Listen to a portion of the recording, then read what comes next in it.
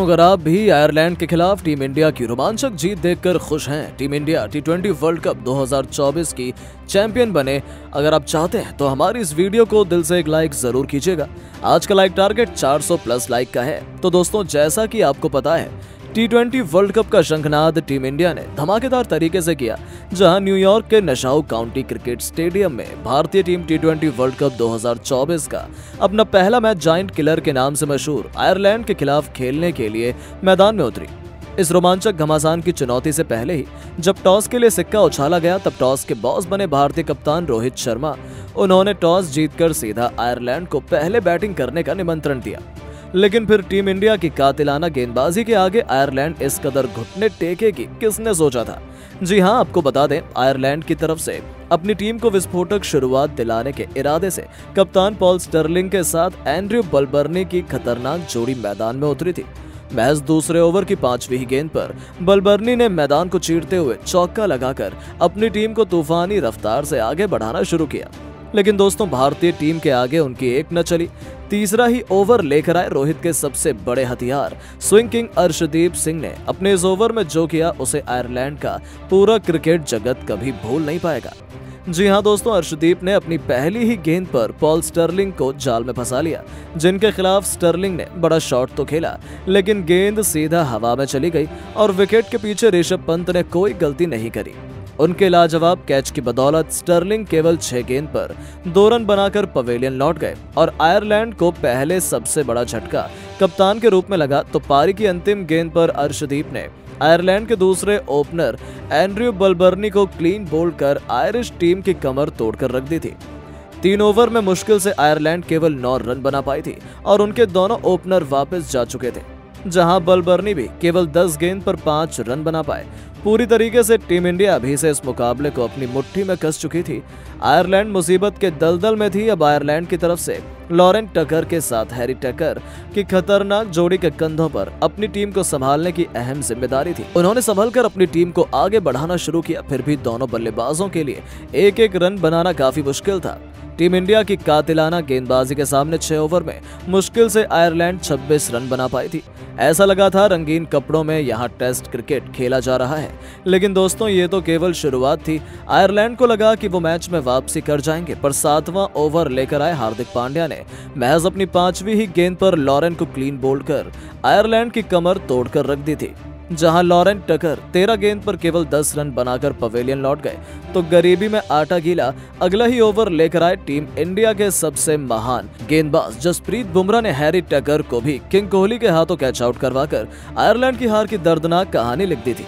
मुश्किल से 36 रन ही बने थे और आयरलैंड के टॉप 4 बल्लेबाज पवेलियन की शोभा बढ़ाने लौट गए थे, जहां टकर केवल 4 रन बना पाए। अब मैदान पर कर्टिश कैम्फर के साथ जॉर्ज डॉकरेल मौजूद थे, जो आयरलैंड की अंतिम उम्मीद थे। फैंकोर कैम्फोर ने मैदान में आते ही पांड्या के सिर के ऊपर से छक्का जड़कर अपना खाता खोला, लेकिन भारतीय टीम की कातिलाना गेंदबाजी के आगे ये खिलाड़ी भी क्या कर पाता।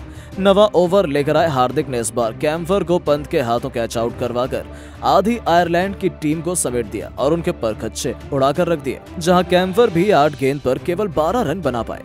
तो बहती गंगा में हाथ धोते हुए मोहम्मद सिराज ने भी डॉकरेल को बुमराह के हाथों कैच आउट करवाकर आयरलैंड के 6वें बल्लेबाज को भी पवेलियन की शोभा बढ़ाने भेज दिया था।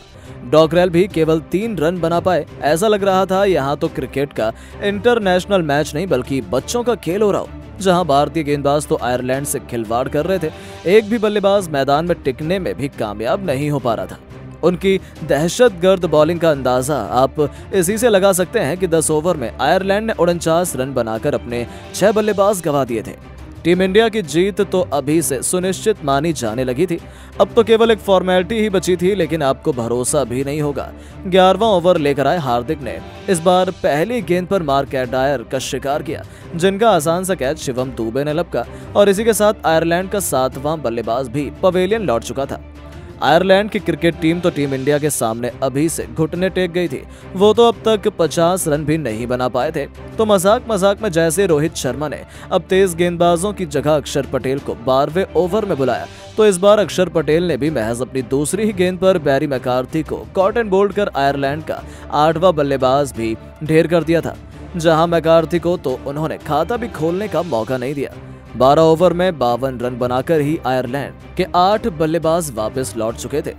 आयरिश टीम की पारी ताश के पत्तों की तरह बिखर गई थी और जहां सब सोच रहे थे हमें रोमांचक मैच देखने को मिलेगा, वहां टीम इंडिया ने इसे एक तरफा बनाकर अपनी झोली में डालने की पूरी तैयारी कर ली थी। लेकिन दोस्तों, तभी जोशुआ लिटिल और जेरेथ डेलैनी ने किया पलटवार। 13वां ओवर लेकर आए हार्दिक के खिलाफ चौका और छक्का जड़ते हुए इन दोनों ने इस ओवर में कुल 14 रन बटोरे। तो 14वां ओवर लेकर आए जडेजा के खिलाफ भी लिटिल ने करारा चौका ठोका और अपनी टीम को तेजी से एक मजबूत स्कोर तक आगे बढ़ाना शुरू किया। लेकिन जसप्रीत बुमराह के सामने उनकी एक न चली। बुमराह ने लिटिल को क्लीन बोल्ड कर आयरलैंड की छोटी सी उम्मीद को भी हवा कर दिया, जहां लिटिल 13 गेंद पर 14 रन बनाकर पवेलियन लौट गए। हालांकि तभी 16वें ओवर में डेलनी का बल्ला एक बार फिर गरजा। अर्शदीप की कुटाई करते हुए इस ओवर में डेलनी ने 2 खतरनाक चौके और एक तूफानी छक्का जड़ा। 16 ओवर में अपनी टीम को 94 रनों तक पहुंचाया। लेकिन तभी इसी ओवर की आखिरी गेंद पर वो रन आउट हो जाते हैं और इसी के साथ पूरी की पूरी आयरलैंड केवल 96 रनों पर ऑल आउट हो जाती है। आयरलैंड की तरफ से डेलनी ने सबसे ज्यादा रन बनाए। उन्होंने 14 गेंद पर 2 चौके और 2 खतरनाक छक्कों की बदौलत 26 रनों का योगदान दिया। दूसरी तरफ टीम इंडिया के लिए हार्दिक पांड्या ने सबसे अधिक 3 सफलताएं हासिल की। वहीं अर्शदीप सिंह और जसप्रीत बुमराह को भी 2-2 विकेट मिले। अब टीम इंडिया के सामने एक आसान सा लक्ष्य था। सबको लगा था कि भारतीय टीम को इसे 10 ओवर में हासिल करना है और ये होना भी चाहिए था, क्योंकि सभी चीजें टीम इंडिया के हक में थीं। लेकिन क्रिकेट में सोच के अनुसार कभी कुछ कहाँ होता है, तभी तो इसे अनिश्चितताओं का खेल माना जाता है। टीम इंडिया की तरफ से 2 सबसे महान खिलाड़ी कप्तान रोहित शर्मा के साथ किंग कोहली के खतरनाक जोड़ी भारत के लिए रनों की बरसात करने के इरादे से आई। सभी ने सोचा था ये दोनों टीम इंडिया को विस्फोटक शुरुआत दिलाएंगे। लेकिन पहले ही ओवर को लेकर आए मार्क एडायर ने अपनी लाजवाब स्विंग गेंदबाजी से रोहित शर्मा की नाक में दम कर दिया। पहले 5 गेंद पर तो रोहित कुछ खास नहीं कर पाए। ओवर की आखिरी गेंद पर भी वो गेंदबाज के जाल में फंस गए थे। गेंद उनके बल्ले का बाहरी किनारा लेकर गई थी। हालांकि रोहित पर किस्मत मेहरबान थी। गेंद स्लिप के ऊपर से गई और भारतीय कप्तान को एक शानदार चौका मिल गया। टीम इंडिया पहले ओवर में 7 रन बना पाई थी। दूसरा ओवर लेकर आए जोशुआ लिटिल के खिलाफ रोहित ने दिखाया अपना रुद्र अवतार। 5वीं गेंद पर मैदान को चीरते हुए चौका जड़ा तो ओवर की आखिरी गेंद पर गेंदबाज के सिर के ऊपर से ऐसा आसमानी छक्का ठोक दिया जिस पर आयरलैंड की बर्बादी लिखी हुई थी। उनकी विस्फोटक बल्लेबाजी का नजारा हुआ कि 2 ओवर में ही टीम इंडिया 22 रन बना चुकी थी। ऐसा लगा था कि ये दोनों 6 से 7 ओवर में ही मैच खत्म कर देंगे। लेकिन दोस्तों, तभी आया मुकाबले में असली ट्विस्ट। जी हाँ दोस्तों, चौथा ओवर लेकर आए मार्क एडायर के खिलाफ बड़ा शॉट लगाने के चक्कर में किंग कोहली गलती कर बैठे और बाउंड्री पर खड़े फील्डर ने उनका आसान सा कैच लपक कर टीम इंडिया को पहला और सबसे बड़ा झटका दिया। जहां विराट बतौर ओपनर 5 गेंद खेलकर केवल 1 रन बना पाए। अब नंबर 3 के पायदान पर मैदान में उतरे थे धोनी के चेले ऋषभ पंत, जिन्होंने आते गेंदबाज के सिर के ऊपर से बेबाक अंदाज में करारा चौका बनाकर अपना खाता खोला और अपने तेवर आयरलैंड को दिखा दिए। 3 ओवर में टीम इंडिया ने 26 रन ठोक डाले थे। अब केवल मुश्किल से भारतीय टीम को 71 रन चाहिए थे, जो उतने मुश्किल नहीं थे। और दोस्तों, वैसा ही हमें देखने को मिला। भले ही आयरलैंड ने मुकाबला बचाने की भरपूर कोशिश की, लेकिन टीम इंडिया को रोक पाना कहाँ उनके बस की बात थी। और अपने विस्फोटक बल्लेबाजी से केवल टीम इंडिया ने बहुत जल्द इस मुकाबले को अपने नाम किया, बल्कि जीत के साथ T20 वर्ल्ड कप का आगाज कर बाकी टीमों की टेंशन भी 10 गुना बढ़ा दी है। लेकिन दोस्तों, अब आपको क्या लगता है कि टीम इंडिया इस बार T20 वर्ल्ड कप 2024 की चैंपियन बन पाएगी या नहीं? अपनी कीमती राय नीचे कमेंट बॉक्स में जरूर बताएं और ऐसे शानदार खबरों के लिए हमारे चैनल को सब्सक्राइब जरूर करें। धन्यवाद।